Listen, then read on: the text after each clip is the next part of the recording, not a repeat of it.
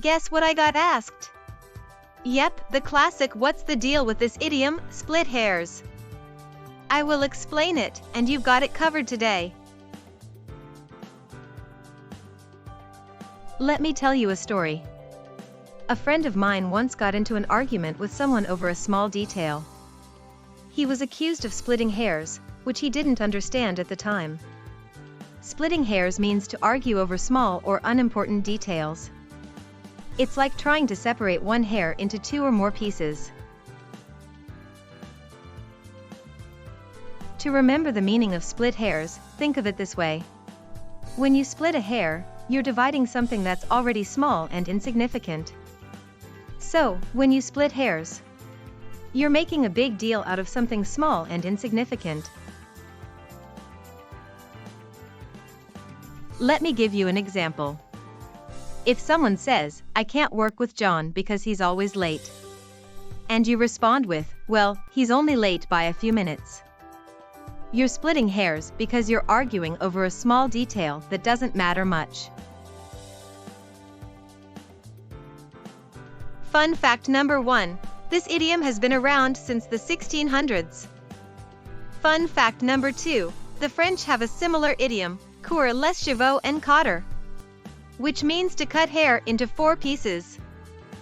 Fun fact number 3.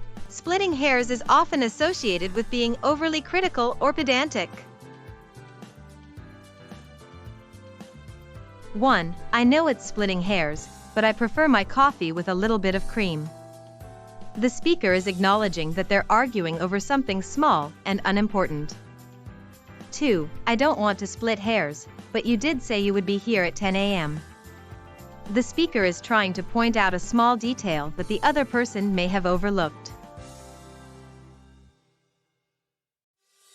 Sentence: I don't want to split hairs, but you did say you would be here at 10 a.m.